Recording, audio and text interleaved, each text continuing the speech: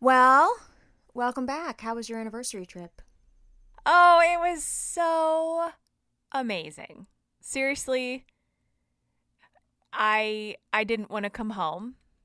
I've definitely started scheming on how we too can have our own tiny house in the middle of the woods. Uh, it was probably one of the best trips that we've taken, and we didn't do anything very exciting. But it was just so relaxing and nice. I loved it so much. So wait, you just Airbnb'd the tiny house and Yeah. had access to all of the land all around it. Yeah, so the people that own it, they live there. It's a huge farm, and so when you come down the driveway, their house is on the right hand side, and then as you come down a little bit more, there is a tiny house on the right that's bigger. I think it said it slept four, so there was one that was a little bit bigger than ours, and that was like up on the right hand side. And then if you kept going down this little driveway, then ours was tucked away on the left. And then if you keep going all the way down the hill, apparently there's a pond. We didn't get down there, but there's a pond with a big cabin, and that is the third property. So this just must be like their side hustle. And it's so smart. I was telling Chris, I was like, in order to turn this over, all this lady has to do is one load of wash, because we literally had sheets and blankets and like a towel, and then just like wipe down all the surfaces and you're done. And she just made, easy money for very little work. So now I'm scheming. Hold on a second. A towel.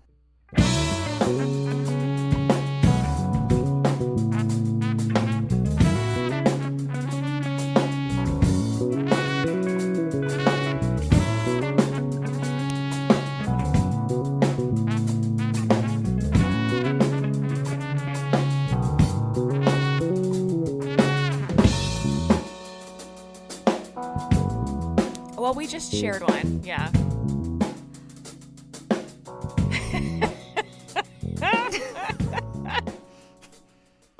Let's get back into the positive part. So you guys relaxed. What do you mean, a towel? I mean, So then that's safe to say there wasn't a washcloth either. yes, I had washcloths. I think I had 3 washcloths that were dirtied. So, Oh, wait, her washcloths that she provided. yes. Oh, no, baby, no. How could she give 3 washcloths in one towel? No, there were 2 towels. We just shared one because I didn't want to give her any extra laundry. What? You shared a towel out of kindness? Yeah, why? Why would I dirty another one? We're both getting out Because you clean. paid to be there. And this is part of the services. Okay, hold on, because I was about to be like, this lady gave y'all one towel. Really, it was just you and your crazy kindness. Oh, okay. Yeah, no, okay. everything was well stocked. The bathroom had hand soap, it had shampoo, conditioner, body wash, everything was well stocked, well provided for. It was clean.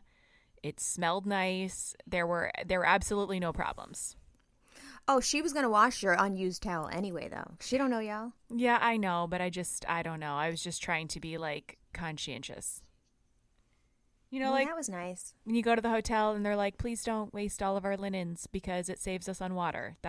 Because I was trying also, like, the water there, it comes like delivered into a tank. So I don't know like what their water situation is. So maybe they're trying to like have a small footprint on this earth, and so I'm going to try to abide by that. Well, that was kind.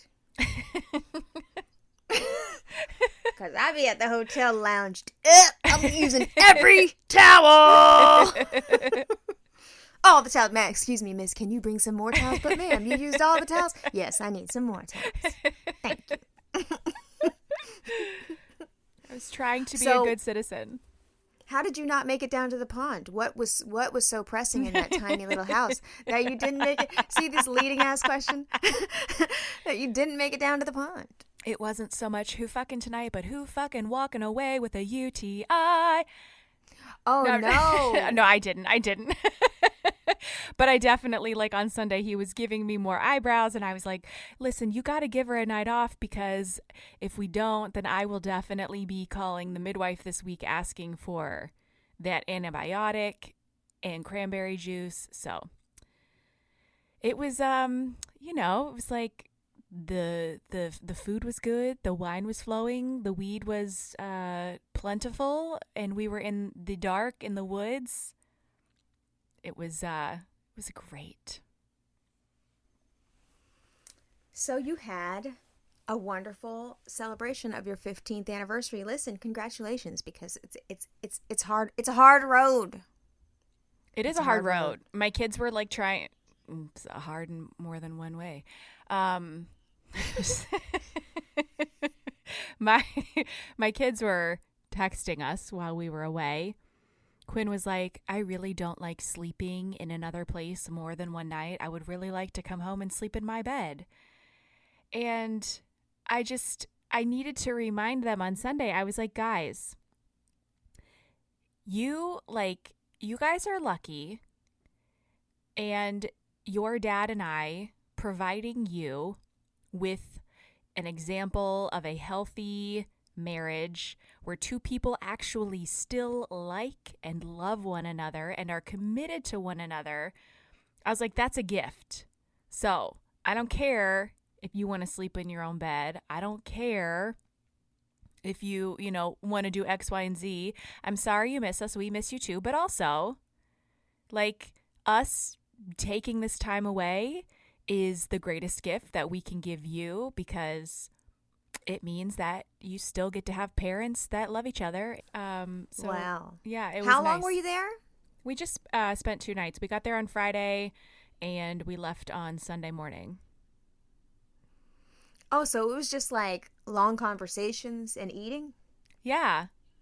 We there were moments where we were like, the first night we had a little candlelight dinner. Chris made dinner in our little tiny house, and we sat at our little 2-person table, and I was like, wow, I can't remember the last time that we've had a conversation for this long without being interrupted, not focused on the kids and what they're doing. I think as a parent, getting that time away, like, it could just be for like one day, but having unscheduled time, that is such a rare gift to have. Like, being able to wander. The city of Wheeling, West Virginia is really nothing to behold. It's beautiful, but like, there's really nothing to do. So we just kind of wandered around one day, and then we stopped outside and had lunch, and the luxury of being able to do that is priceless. With nowhere to be, nowhere to go. Yep. You could technically not have Wi-Fi if you want. So yeah, see, you're a hashtag van life kind of person. Oh, we talked about that actually this weekend too. I said, don't you wish at some point like we had done that? And Chris was like, but but I did. There was one day I left my phone in the tiny house. I didn't take it with me because he had his, and why do I need mine? They can get a hold of us on his phone. Wi-Fi was spotty because we were in the middle of nowhere, and it was so nice to just like not be connected and reachable at all times.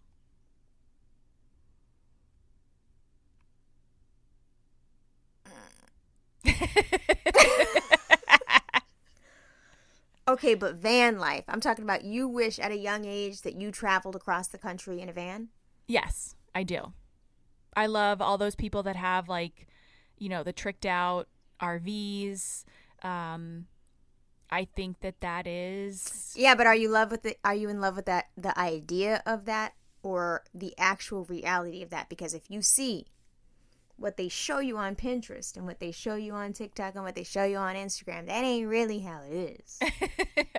I think that as a, if we would have done it straight out of college, because we did what you're expected to do, right? We graduated, we got jobs, we, got an apartment, we did the responsible thing, we paid our bills, we started making those student loan payments, we got a dog, we fucking bought a house. Like, we did all the things that you're quote unquote supposed to do. And part of me wonders, did I miss out on some kind of adventure, or should I have like I mean, we've been talking lately about how when the kids graduate from high school, we'd like them to take a gap year before they go to college.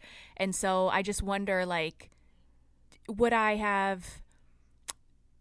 have been like growth that would have benefited me as an adult had I had the opportunity to explore and experience more like outside of my bubble? That's it. And I think that, getting to see, there's so many beautiful things in the natural world. Like, I think that that's, a gift to be able to see those places and experience the natural beauty that we have here.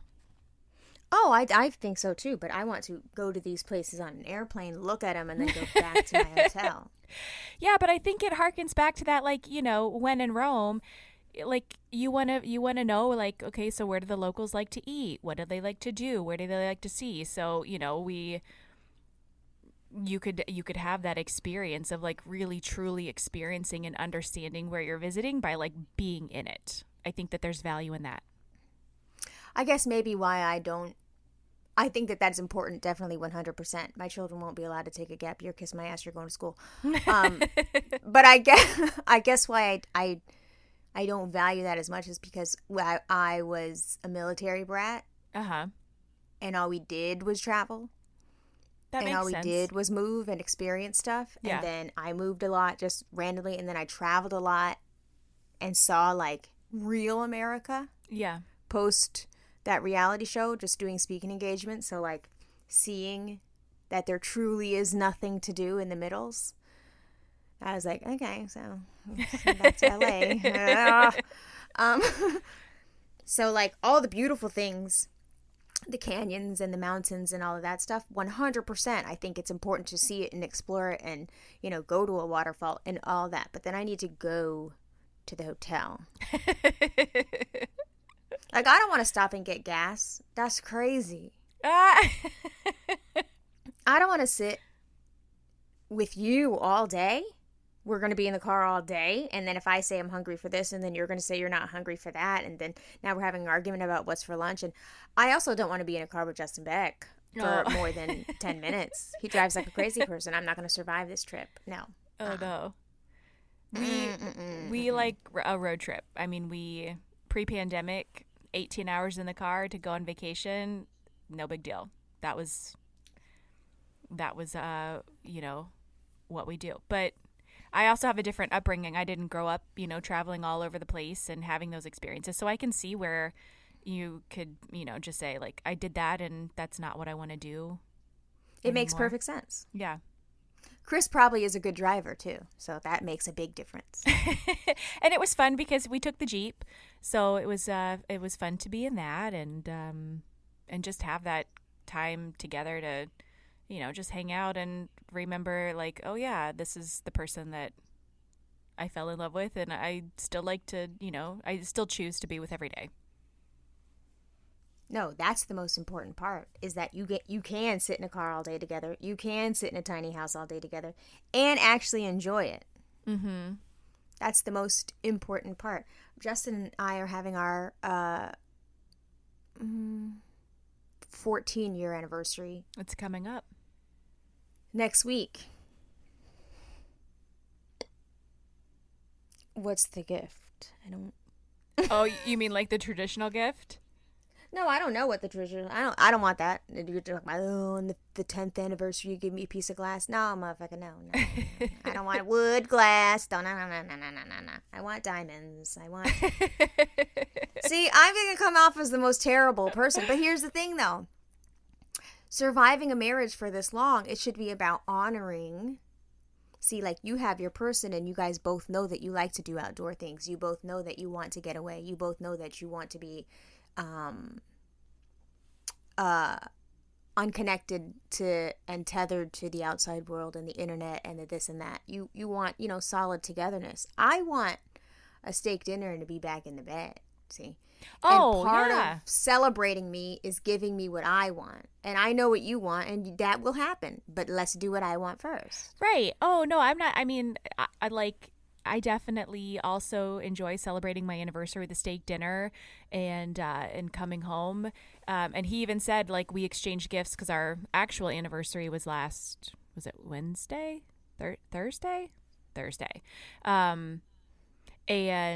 And so we celebrated, we got takeout and we exchanged gifts, and he was like, man, I really should have like waited and given you those rings this year, because he gave me my new rings last year. And I was like, I deserved, like, no, there was no waiting on the rings. Like, I deserved them. You gave them to me last year.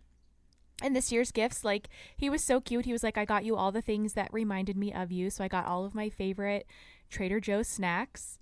I got a very soft tie-dye sweatshirt.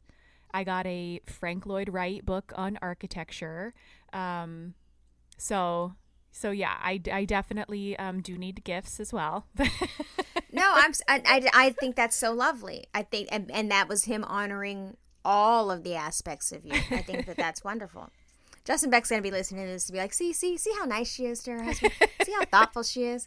See how appreciative she is. And I'm going to be like, first of all, motherfucker, it's WFT in here all the time. I'm thoughtful all the time. You are. Whether or not there is an occasion at hand. I'm over here in outfits and shit. Let's not do that. I can already hear it. You see what normal couples do? I'm not going to be like, have you met yourself? Look in the mirror, sir. You chose me.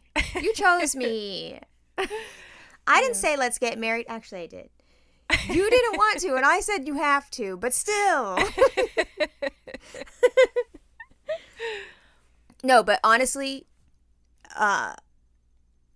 being together with the same person for more than, I would say, 3 years, with the way that our attention spans are set up and the way that the world is set up, is a feat. Mm-hmm. So 15 years is incredible.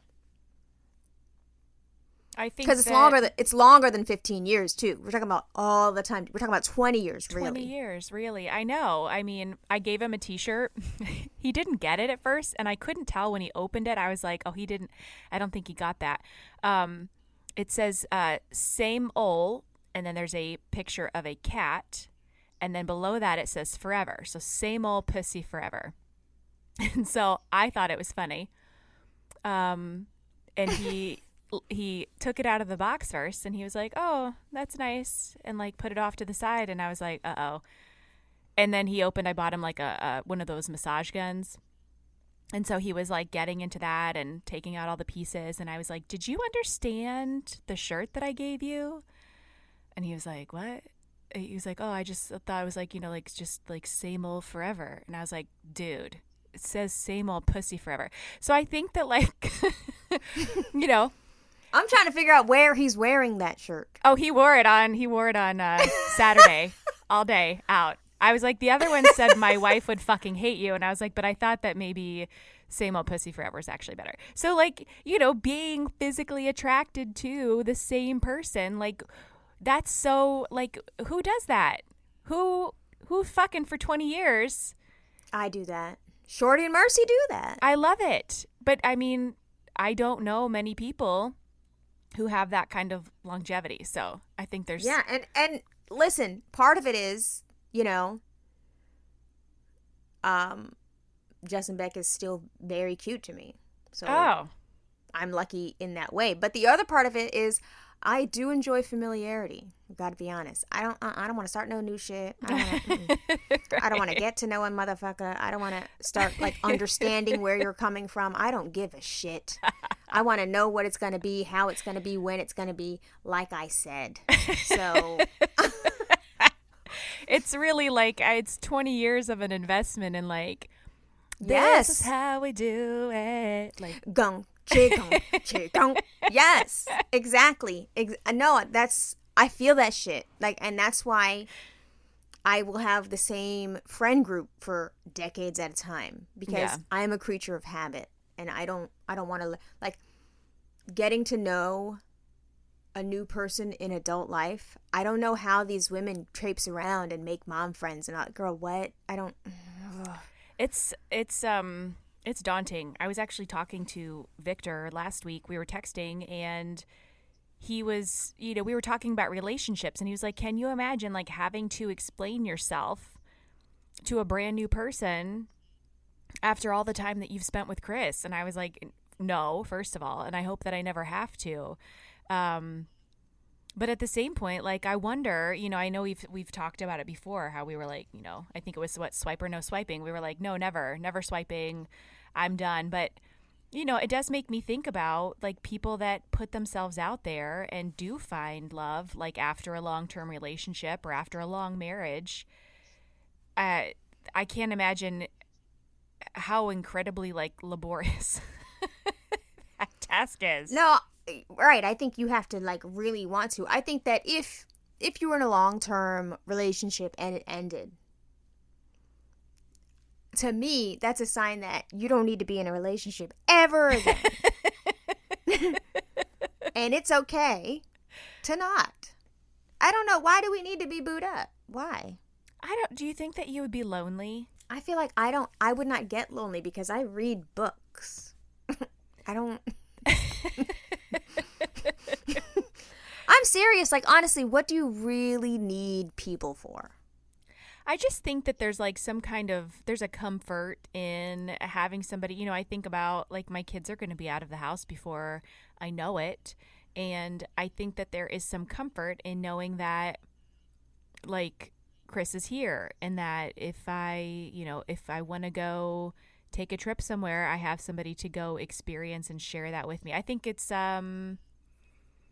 just that comfort and that companionship, having somebody that you can rely on. And I have a great aunt whose husband passed when I was very young, so she's been widowed for a very long time. She never remarried, but she's had quote unquote friends, and they travel together, they hang out, they like go to dinner, they do shit. And I just feel like, I don't know, I would like a companion like that. I don't know if they were ever romantically involved, but they had fun. They would, they spent their time together and hung out. And I think that in some capacity, if I were put in that situation, I would like to find somebody who I could, rely on and have as a partner. Maybe not married, but in some capacity. No, I've seen that where like, one of them will become widowed and they'll, date or whatever old people do. And, have a person to go to dinner with or have a person to go to a Broadway show with and all that. And I understand the value of that, but I also am like, girl, what? You got this whole ass house to yourself? I would sell this house. I'm now in a doorman apartment. Marlene, are you coming over or not? Because I'm ordering the food now. I don't want any of this. Get out. I like solitude though. And I think I like it because I literally don't have it. Yeah. And haven't had it for decades at a time. So I look forward to it one day. But like if, when we become empty nesters and it's just me and Justin, I look forward to the days where he wakes up at 6 a.m. and is like, come on, let's start the day. And I get to, with my grumpy old ass, be like, bitch, you start your day. So if you want to go to Lowe's at 7 a.m., you do that. If you want to go to get plants, go to the nursery at 9 a.m., you do that. I don't need to do that with you. And I would say, we're going on 14 years? I think I have like 30 more years to teach him that I don't have to do the morning things you want to do. Yeah. Because we're still in that situation. So if you think about it, we're in the very early stages of our relationship because he still hasn't learned that about me. It's amazing.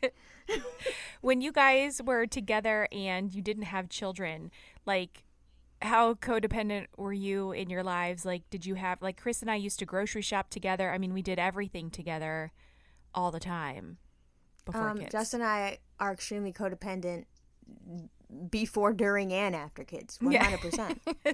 There's not, if you don't see Justin without me, ain't no Justin without me. Ain't no me without Justin. Like, we go together, and I know we're annoying. I know some of the gays are like, oh, God, she's bringing him.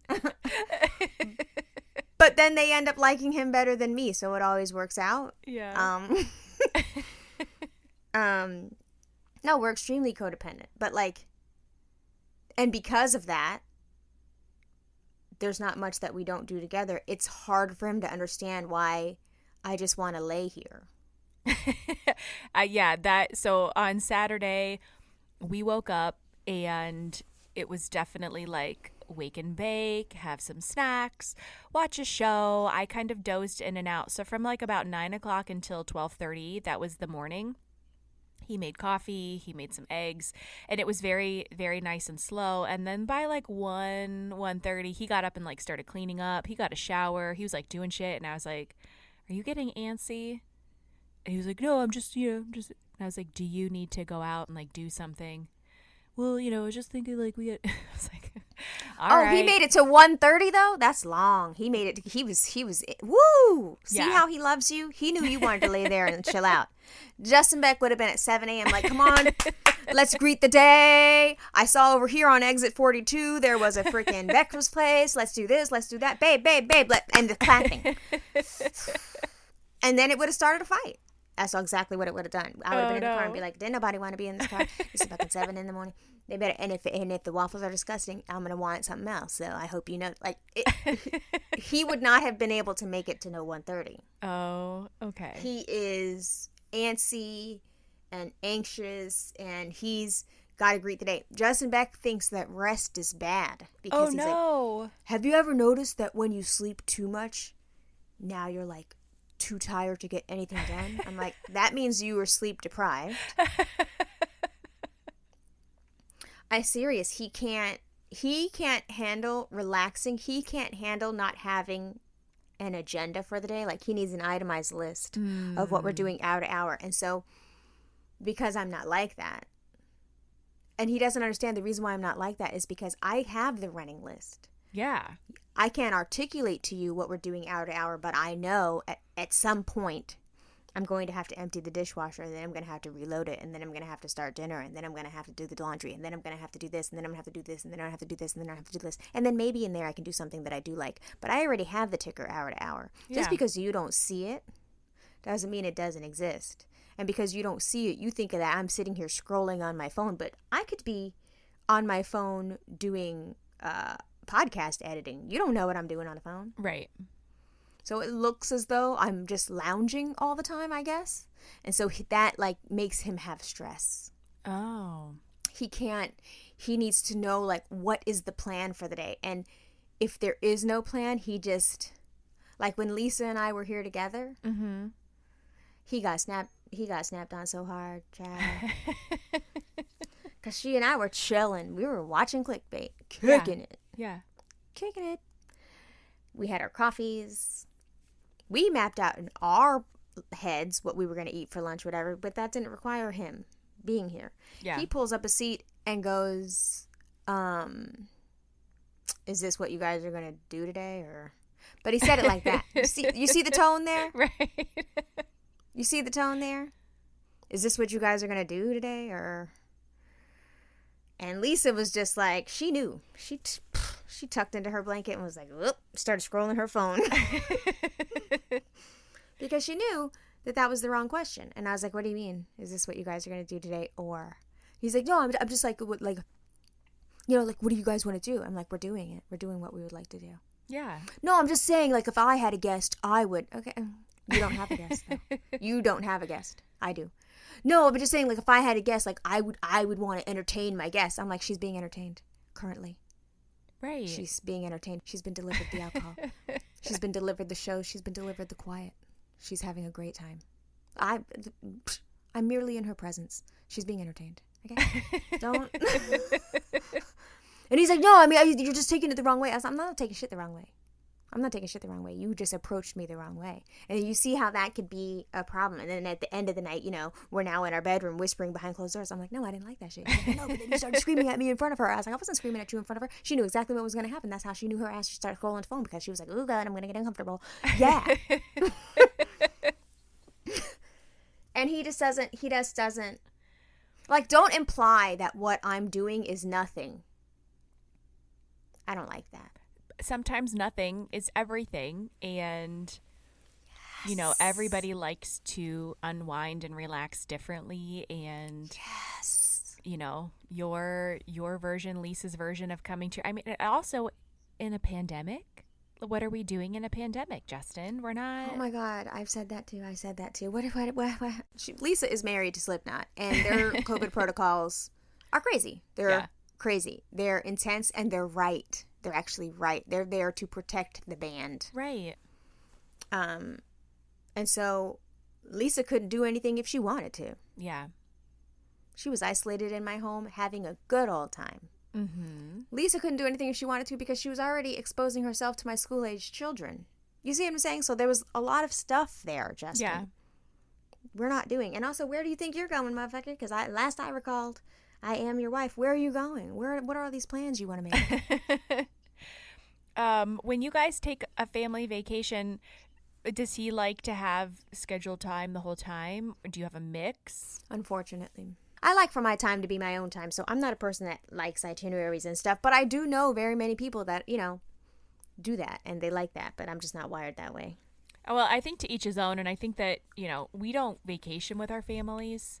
It's just us, like either as a unit of 5 or, Chris and I by ourselves, and I hesitate to vacation with anybody else because I think that it can be tricky when everybody kind of has, their own objectives or things that they want to do. And I also feel like highly protective of my time because we don't get that kind of time, as a family or as a couple. So I don't want to have to be worried about other people's feelings or, what they want to do. Like, I want to just be able to go. And when we vacation, it's like we'll do like an activity one day and then the next day we stay home and like don't do anything. So we try to even it out so that it's not go the whole time. Because I think to me that's not a relaxing vacation.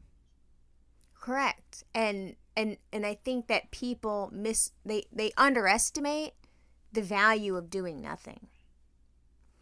And since Justin Beck is not wired to do nothing, he thinks doing nothing is literally the worst thing you could ever do with your time.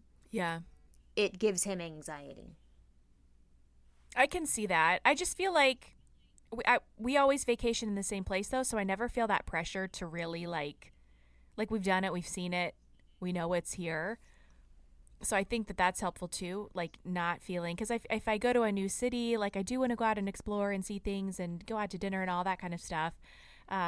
So if we're going to do like a long family vacation, I want to go someplace where we've been so I don't feel that pressure to like have to leave the house every day and explore. Yeah. Family vacation is literally worrying about everybody's feelings. That's what that is. Yeah. Mm-hmm. So I hope Justin's listening and understands that post-pandemic, we're going to have to make up for all the vacations that we missed. And I feel like those are going to be without children. Yes, absolutely. Oh, we've already started talking. Chris was like, we're going to have to come to this tiny house like quarterly.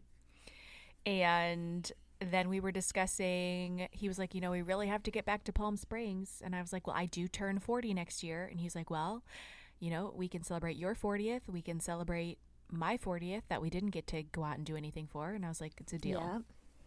Yep. I mean, listen, if we get out of a pandemic, then there's that. You're going to go to... Listen, your 40th birthday is going to be traveling in a pandemic, and that's okay. We're just going to have to, accept that.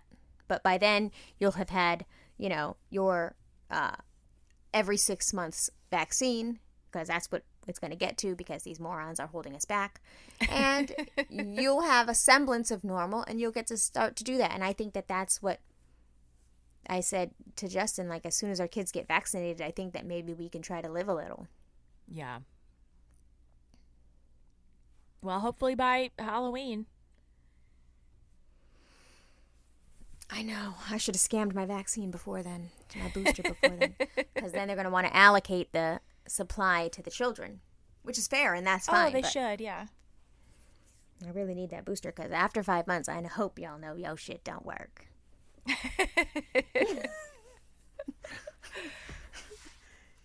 I think the vaccine lasts longer than 5 months. Okay. They have data to prove it. They have data to show that it wanes big time. It goes from 90 to 70. So better than nothing. Right, but I want 90. I want my shit in the 90s. 70 is why are we wasting time here? Especially with my kind of luck. That's not good enough. Well, and I was telling Chris the other day, when they originally were, working on the vaccines, they were hoping for 50% efficacy. So the fact that they got what they got is way better than where anybody was aiming in the first place. So I think that, silver linings, it's not all doom and gloom. Yeah, I just basically went on there and said, I have lupus, bitch. So we'll see what they say. We'll see if I can get it. Hot dog fingers, anal fissures. Listen, I'm just going to go in there and be like, look at these bald spots. You see, this is from me. I'm losing my hair from the lupus. Look. You can't ask me no questions. These are my freedoms and you're violating my HIPAA. Fucking give me the shot. I honestly don't understand why. If you have the supply, give it to us. And if you're not, and if you're not going to use that supply, if the supply is just sitting here wasting, give it to poorer countries. What are we doing? Because we're not going to ever get out of a pandemic till everybody's out of the pandemic.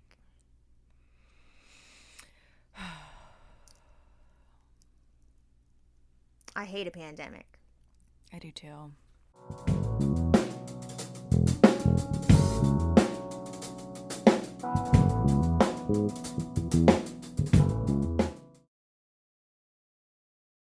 I wanted to ask you something I thought of earlier. Do you be holding grudges? What's funny? I just thought of it, and I was like, I wonder if Amanda holds grudges. Okay. I was like, you probably let some love and light shit. What? Yes. Yes, queen. I tend to lean towards holding a grudge. I mean, I am a Taurus after all. So, Okay. you really want to see somebody cut you out of their life fast. It's fuck around and find out with a Taurus. However, I am trying in my older age, in my wiser years, I am trying to not hold on to that anger and let it go, but I don't forget. So 100%. you hurt me, I don't forget, and it doesn't mean that I have to let you back in, and it doesn't mean that I have to, give you any clearance. You can go on and live your life, and I don't wish you any ill will, but also don't come around here. Yes. Okay.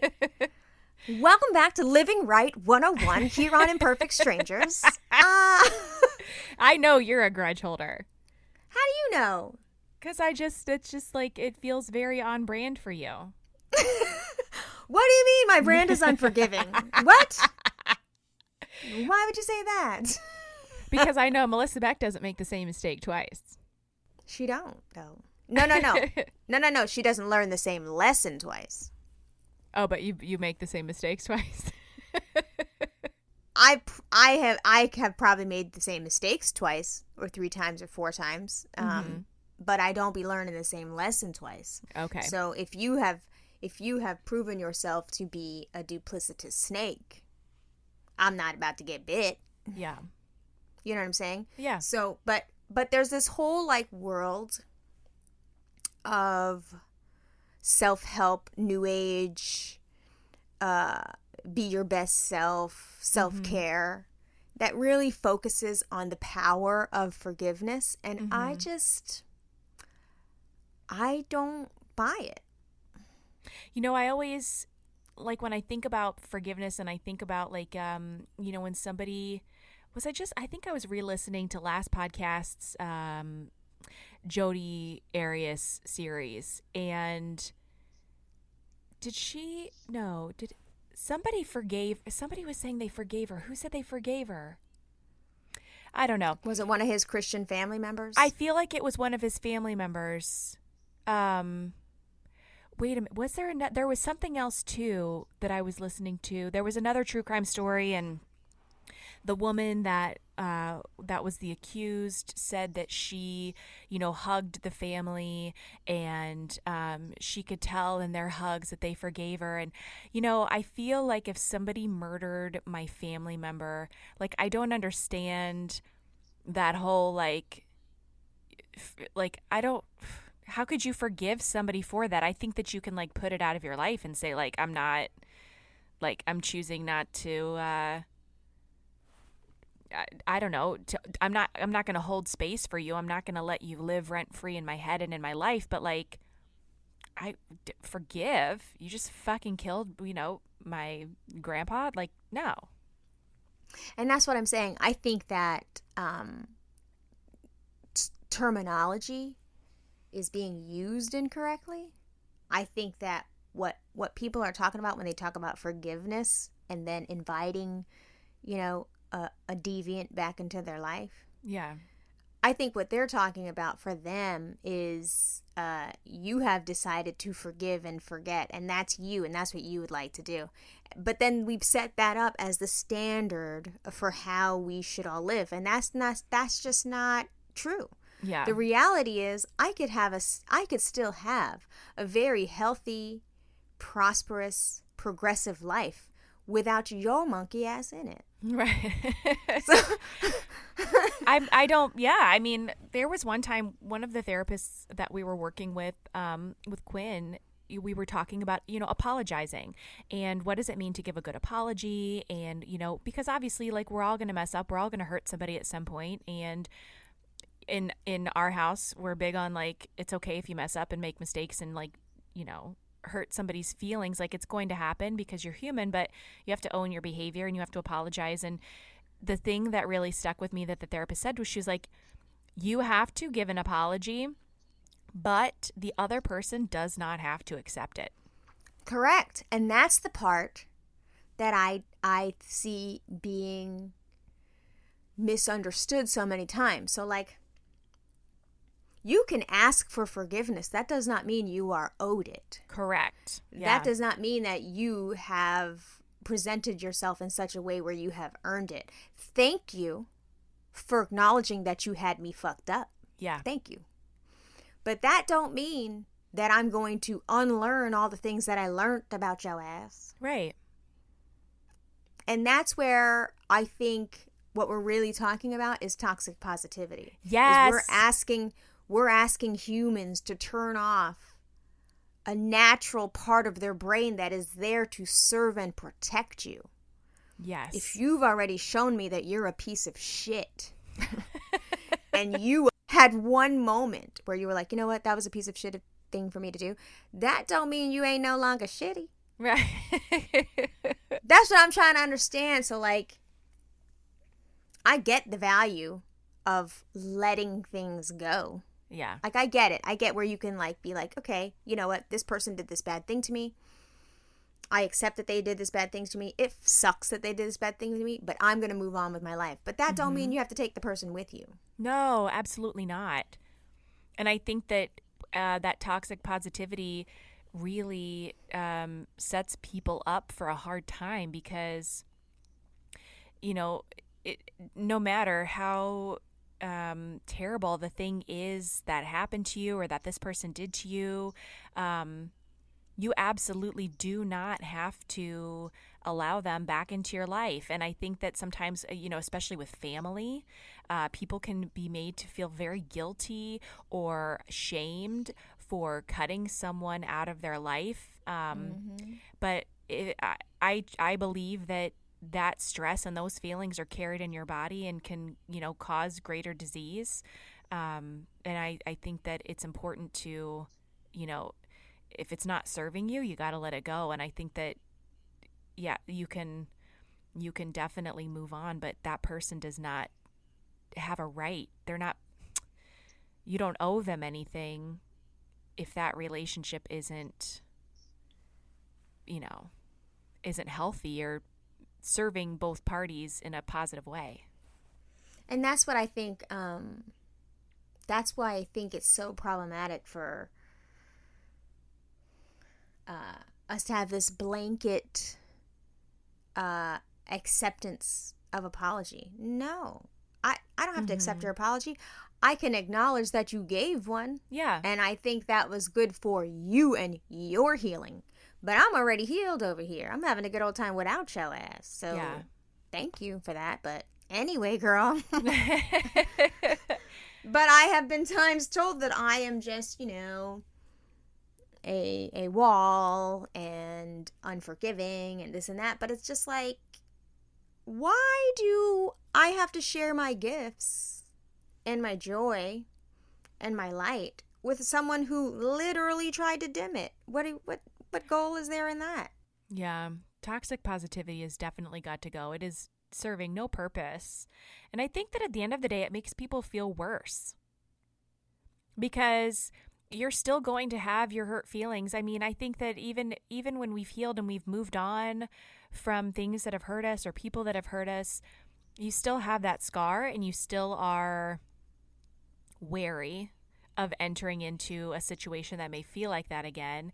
And so asking someone to wholly deny an experience that they had or a way that somebody makes them feel, I think you're setting that person up for more abuse. And I think that when you look at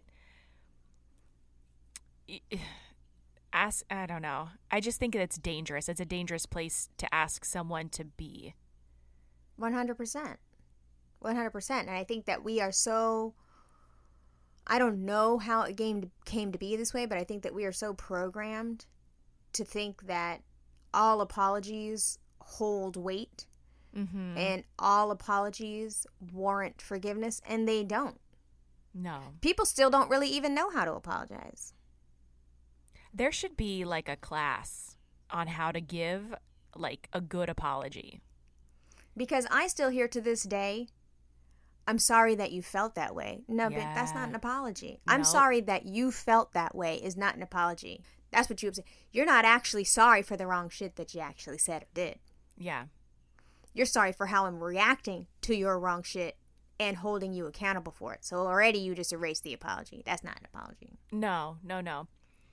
Also, I'm sorry if you... Motherfucker, no. First of all, if is out the window. Here we are now with you feeling like you owe me an apology. So if ain't it. It has happened. It is real. You are sorry if I am feeling X, Y, and Z about what you did. Well, then you are not taking accountability for what you did because you are still acting like a part of it is hypothetical and it ain't, because I'm sitting here looking at your ass like, what the fuck? If you had me fucked up, then you had me fucked up. So don't say I'm sorry if. A true apology starts with, I want you to know that I understand that I fucked you up. I want you to know that I get why you are so upset. It's because I did X, Y, and Z. And that was fucked up. And had you done that to me, I would feel the same fucked up as you're feeling. Yep. So because of that, I know that I owe you an apology. I'm very sorry. So see, and that's a true apology. But don't nobody give those. Right. Well, because it feels uncomfortable. I think I look at, we talk to our kids about this a lot, about how do we apologize? Because, when you ask a kid, like, your kids are fighting and you're like, oh my God, whatever, please tell them you're sorry. And I think that we allow the people in our lives to get away with things big and small by just throwing out. It's almost like people saying, I love you. I feel like it really like saying I'm sorry has no weight. We throw it around so easily for everything. And so when it comes time to give an actual apology for something, I think that it's uncomfortable because, first of all, as the person making the apology, you have to admit that you were, you made a mistake, that you hurt somebody, that you did something wrong. And so when people say those things like, I'm sorry if you, or I'm sorry you felt like this, you're absolving yourself of having any part in it. And it makes it easier for you to deal with when it's not your place to decide how you feel. You need to make sure that the other person understands that, like, you truly are feeling remorse for the thing that you did. Right. And so when we say to our kids, tell them sorry, say sorry for that. And then the kid goes, okay, sorry. Okay. And then you say, no, that's not an apology. Say it nice. Say it nice doesn't mean anything. No, we say, tell them what you did. You need to say, I'm sorry for, and explain what you've done. And then, I won't do it again, or next time I will, like, offer a solution for how you won't do that again to that person.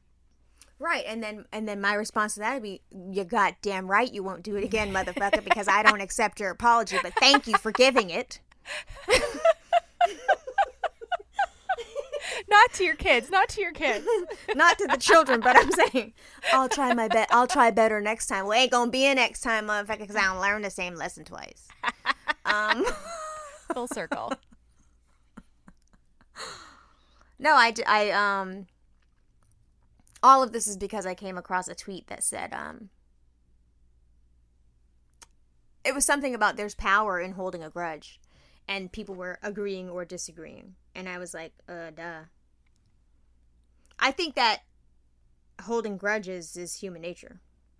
I think so. I'm trying not to do it anymore because I think at the end of the day, it makes me feel worse inside. Because if I keep giving energy to it, then it's something that I dwell on, and it makes me feel like gross at the end of the day. So I won't forget how you made me feel, and I won't forget what you said or what you did. And you can apologize, and I appreciate that, but we don't have to continue here. And if I feel like, okay, I get your apology and I'll give you another chance, and you do it again, then you're definitely gone for good. Because I think there are times where you can extend that grace if you feel like it was a true mistake, a true accident, somebody was acting out of their normal, behavior. I don't think you can slight someone by accident. I think it's a premeditated transgression. We're talking about kids. There are accidents. I'm talking about between grown-ass adults. You did something wrong to me. Like, don't tell me you didn't know. Like, if you slept with my husband, that shit was not an accident, bitch. Right. What is an accident is this knife I'm about to fucking put in your chest and say it was self-defense. That's what an accident is.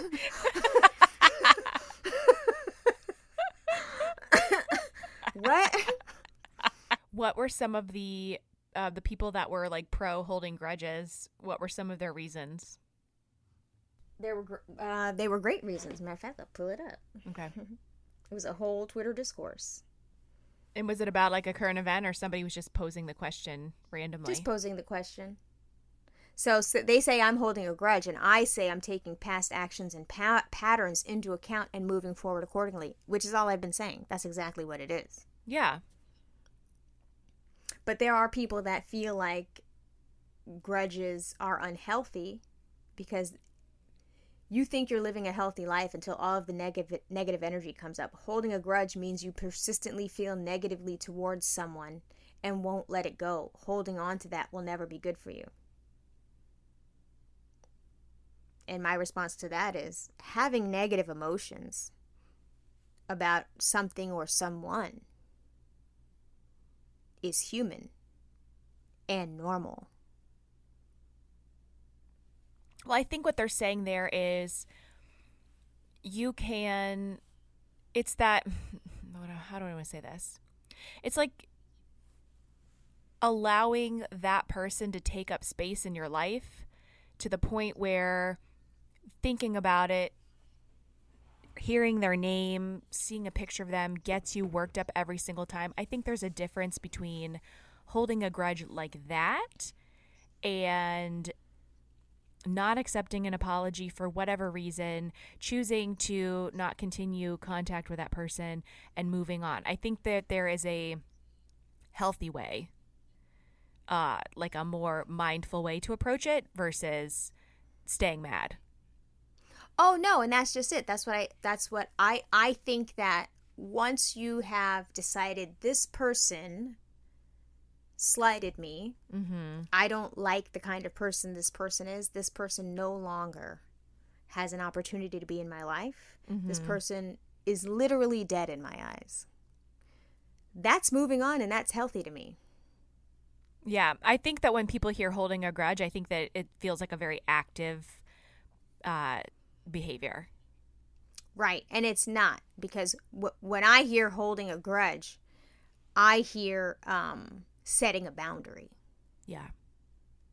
And people don't hear that. They think, well, which is even crazier. So if you think a person is holding a grudge against you, then who are you to believe that you're that special? No, you had them fucked up and they haven't thought about you since. We have to fully articulate what we're really talking about when we're talking about forgiveness, when we're talking about setting boundaries, when we're talking about quote unquote holding grudges, when we're talking about moving on, when we're talking about the actual power of forgiveness. You know what I'm saying? Mm-hmm. Like I don't forgive a person that killed my family member. We don't do that. No. So like there's often been times too where you'll see in a court case or whatever, or you'll see randomly, very rarely you'll see it, which is crazy. Very rarely you'll see it where you'll see on a crime show or whatever, where the mother of the victim or the surviving members of the victim will be like, never a day in this person's life will they see peace until they're fucking dead. I want this person's dead. Like, I don't pity that person. I'm so happy for that person to have set that boundary. Yeah. But I think that they want us to not like that. Like when when you see the dad in the courtroom hop over the table to try to kill the person that raped his daughter, I'm like, correct. Yeah, I'm like, correct. Die tonight. Right. I will gouge your fucking eyeballs out. How fucking dare you violate my children? I will fucking kill you. And I think that they're like, being forgiving isn't weak. I think case by case basis, but like I do think it's rooted in weakness. I think that it's rooted in this belief that you have to do that. But who said you have to do that? Jesus, white Jesus. I think some of it is rooted in our culture. I think a lot of it's rooted in Christianity. Turn the other cheek. Do unto others as you would have them do unto you. Like, I think that there is this evangelical, what do I want to say? Culturally, as a primarily Christian, country, there's a lot of that. Then now they don't practice it. Jesus forgives. Melissa don't. I don't know. But again, like we said last week, we're not trying to read the Bible for what it actually says. I mean, it's just like, I think we have to reframe it as, what boundaries do you set for yourself and how you are treated? And, there's that thing, people are like, you can't just cut people out of your life. Yes, you can. Snip, snip. Yes, you can, and you can be happier as a result. That's the real truth. But I also think that people are bound by family. Listen, I don't give a shit who you are on the 23andMe. If you have me fucked up, you have me fucked up.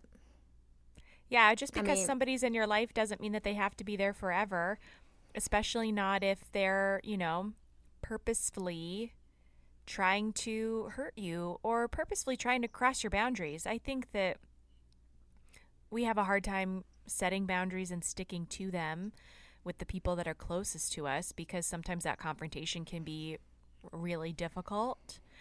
Sometimes we lack the skills necessary to assert ourselves, and it can be just easier to back down and, bear whatever it is that somebody else is trying to put onto us. And I think some of being able to do that comes with age and experience and just being tired of the bullshit. Right. And if you're tired of it, then you decide you no longer want to deal with it. But I also feel like, it's frowned upon if you're a person that cuts people out. Oh, yeah. My family gives me shit for it all the time. But I think that it is a noble gesture. Why do I want to maintain a friendship or relationship with someone who doesn't respect me? What? Right. Right. That makes no goddamn sense. Or hurts me intentionally. Why would I do that? I just want to live my life and be happy. I don't want a problem. And people are like all this, like, it. Think about the Real Housewives franchise. Oh, God. I mean, the check must be very good, but like, you all are not friends. Why are we spending concentrated time together? Yeah, I don't watch the show, but what little I do know about it, I don't understand why somebody would continuously choose. I mean, like you said, the money must be really good, or they must be like really hungry for that spotlight and notoriety, but I can't understand why somebody would want to put themselves in that situation repeatedly. To me, there's no amount of money that would make that worthwhile. Right. And so like I don't get it. Like these women, like I don't get the term frenemy either. There is no portmanteau for friend and enemy. No. That's an oxymoron. That don't make no goddamn sense. Why the fuck would we be friends but enemies? What the fuck are you talking about? We either friends and we rock or we don't. Yeah. Who even made that up? White women. What the fuck is that? I don't fuck with that. That's crazy. No, absolutely and like not. You'll see it with moms when they're discussing, especially for girl moms in preteen life. Oh, they're frenemies. What? No. I do not accept that. And I've told Shalom that. I've said if you're ever in a situation where you feel like one of your friends is doing something that feels unfriendly, that's not your friend. No. Yeah, Quinn recently reconnected with somebody who was very mean to her a few years ago. And I was surprised when she said she wanted to ride bikes with this person. And I was like, really? We're going to do this again? And she was like, well, she's changed. And I said, listen, you are welcome to give her a second chance. And I said, but the minute that she acts in the way that she did before, don't come crying to me because you're surprised. She's shown you who she is.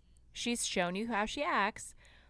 And so, chances are, that's still a part of who she is. And, hopefully she has changed and, she will be kinder to you. But I don't want to hear about it if she's not. Right. So we live in a world where we tell people a tiger doesn't change its stripes. But in the same breath, we'll be like, forgiveness is the only way you can heal. Well, bitch, which is it? Right. I think our messaging is definitely wrong. And I don't like feeling like I'm a bad person because of the boundaries that I've set. Well, I think that the thing to remember is you're not responsible for anybody else's emotions. Chris and I were having that conversation this weekend because we had a boundary that was crossed. And we were talking about the fallout that comes from that and the gossiping that will come from that about us. And I said, honey, we can't worry about that. It's not our business. And like, we didn't do anything wrong. And we're not responsible for how these people feel at right. the end of the day. And that's a hard thing to let go of.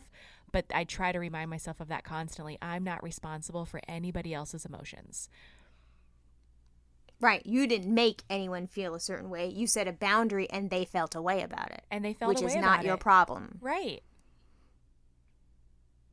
Correct. See, I like people that understand my boundaries and act accordingly within them. That's how I know you fuck with me. If you know that I am COVID crazy over here and not trying to do what you do, you already know not to invite me to no shit. Right.